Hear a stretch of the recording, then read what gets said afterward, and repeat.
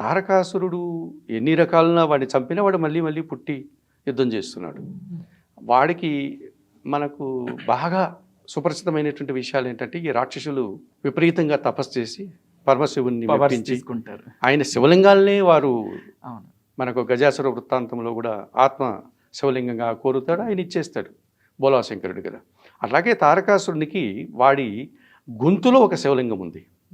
ఆ శివలింగం ఉన్నంత వరకు వాడు మరణించడు, వానికి మరణం లేదు. కనుక ముందు ఆ శివలింగాన్ని శిథిలం చేయాలి.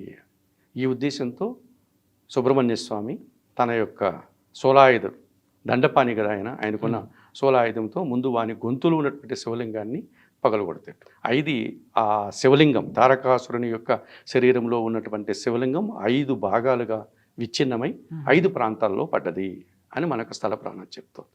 అవే అమరావతిలో ఉన్నటువంటి అమరారామం, అలాగే కుమారారామం, అలాగే పాలకొల దగ్గర ఉండే క్షీరారామం, అలాగే ద్రాక్షారామం, అలాగే భీమారామం.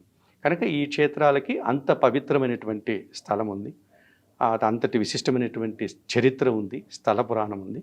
వాటిని సందర్శించుకుంటే కనుక చాలా మంచి విశిష్టమైనటువంటి పుణ్యఫలాలని తెచ్చుకోవచ్చు.